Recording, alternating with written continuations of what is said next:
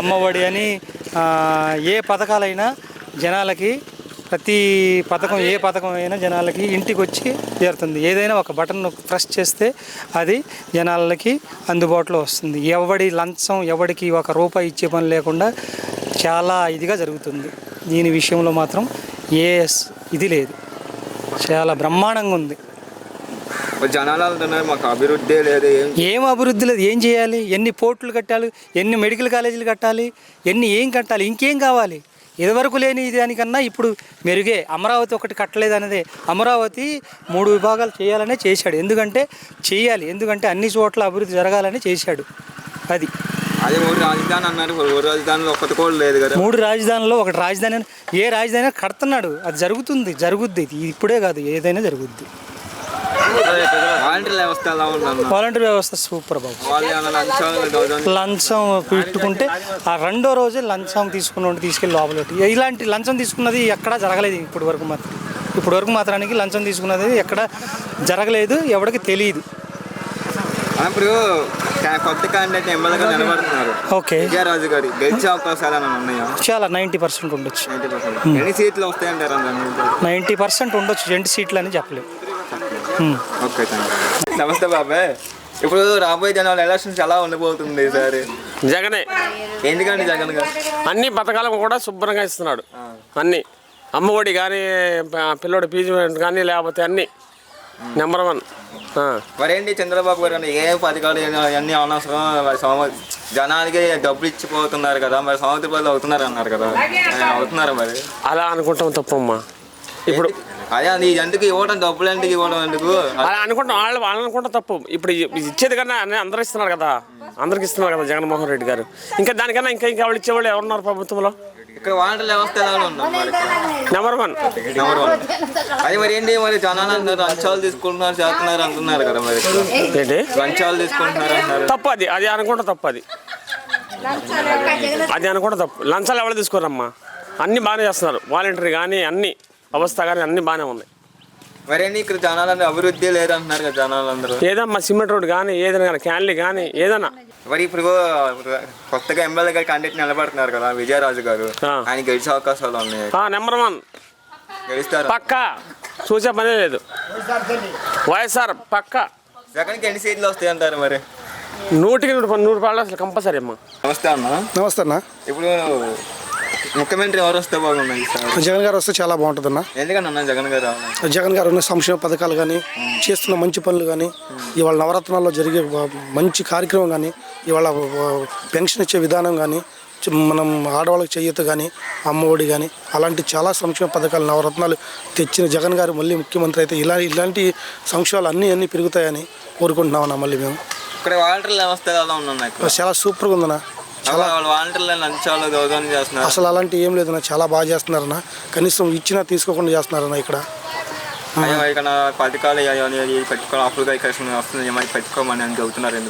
లేదన్న, చాలా బాగా చేస్తున్నారన్న. వాలంటీర్లు వాళ్ళ ఇంటికి వచ్చి పథకం వచ్చింది, మీకు ఈ పథకం వచ్చిందని మరి ఇంటికి వచ్చి మరి పథకాన్ని అందజేస్తున్నారన్న. వాళ్ళకి తెలియకపోయినా ఇదిగో మీకు ఇలా ఇది మీ ఎలిజిబుల్లో ఉన్నారు అని మరీ చెప్పి కూడా చేస్తున్నారన్న. ఇక్కడ చాలా మంచిగా ఉందన్న. ఇక్కడ పరిపాలన మాత్రం చాలా బాగుందన్న. ఇప్పుడు తెలియని వాళ్ళు చాలామంది చెప్తూ ఉంటారన్న, ప్రతిపక్షం వాళ్ళు చెప్తూనే ఉంటారు. కానీ ఇలాంటి ఏమి ఇక్కడ జరగట్లేదన్నా. మాది రేచల 2 మైళ్ళైనా తండాలోనే, అసలు రేచల పంచాయతీలో ఇలాంటివి ఎక్కడ జరగట్లేదన్నా. చాలా బాగుందన్న ఇక్కడ. ఇప్పుడు చంద్రబాబు అంకల్ ఇద్దరు కలిసి వస్తున్నారు కదా, మరి జగన్ గారికి ఎఫర్ట్ కొట్టిద్దంటారా? లేదన్న, అసలు ఎంతమంది వచ్చినా జగన్ గారికి ఎఫర్ట్ కొట్టదు. ఎందుకంటే రాష్ట్ర ప్రజలకు తెలుసున్న, రాష్ట్ర ప్రజలకి ఆల్రెడీ అర్థమవుతుంది నవరత్నాలు సంక్షేమ పథకాలు ఎలా ఉన్నాయి అనేది రాష్ట్ర ప్రజలకు తెలిసింది. ఈ సంక్షేమ ఇంత బాగా చేస్తున్న జగన్ గారిని మళ్ళీ వదులుకోలేరని జనాలందరూ అనుకుంటున్నారన్న. ఇప్పుడు షర్మిల గారు కాంగ్రెస్ పార్టీకి వెళ్ళారు కదా, అదే ఇప్పుడు కుటుంబాల నుంచి వారికి చిత్రాలు పెట్టింది కదా, షర్మిల గారు వచ్చారు కదా, మరి కాంగ్రెస్లోకి వెళ్ళారు కదా, జగన్ గారికి ఎఫర్ట్ కొట్టిద్దంట? లేదన్న, జగన్ గారికి ఎఫర్ట్ ఏమి కొట్టదండి. అసలు అలాంటి జగన్ గారికి అసలు ఎఫర్ట్ అనేది షర్మిల గారి వల్ల ఆవిడ పార్టీ ఆవిడది, ఈవిడ పార్టీ ఈవిడదే. బాగుందన్న, బాగుంది.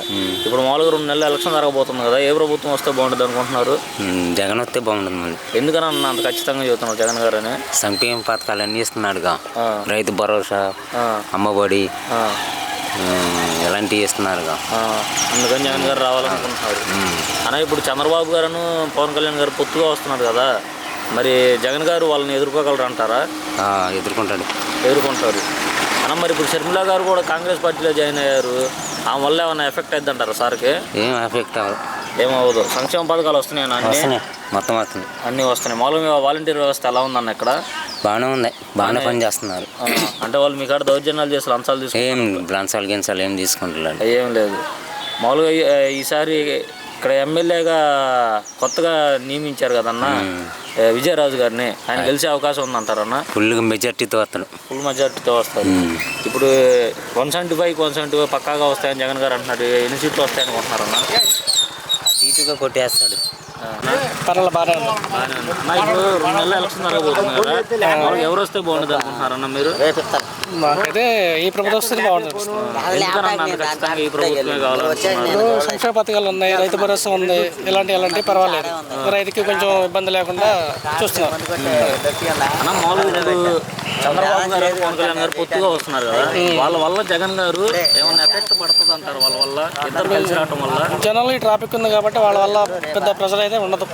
అది మళ్ళీ జగన్ రావాలనే కోరుకుంటారు. అన్న ఇప్పుడు షర్మిల గారు మరి కాంగ్రెస్ పార్టీలో జాయిన్ అయ్యారు, సొంత చెల్లి అయ్యి ఉంది. అన్నతో పాటు మామూలుగా ఇదివరకు పాదయాత్రలు అన్నీ చేసి ఇప్పుడు వేరే పార్టీలోకి వెళ్ళారు. ఆ వల్ల ఏమన్నా ఎఫెక్ట్ పడుతుంది అంటారా?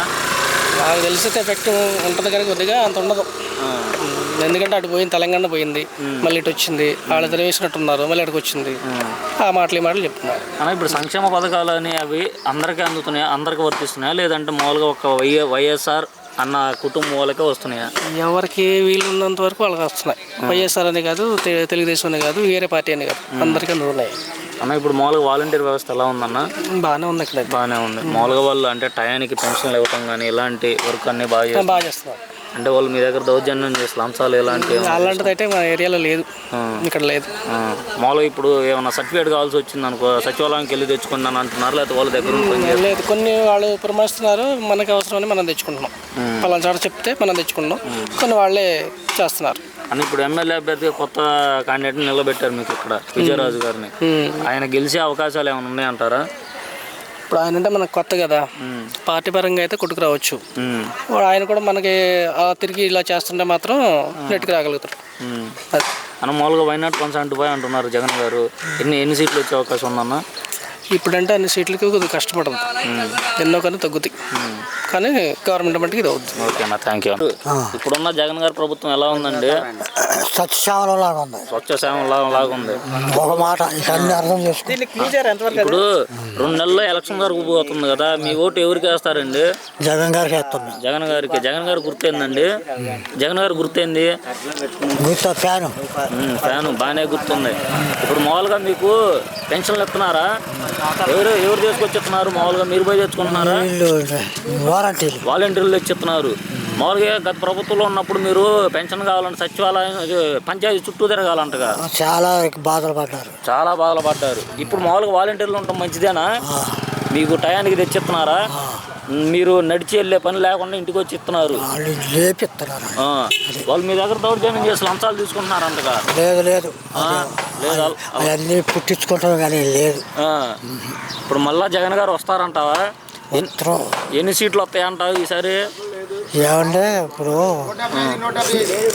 ఎన్నో కొన్ని తగ్గుతాయి, కానీ రావటం మడికి జగన్ గారు వస్తారు.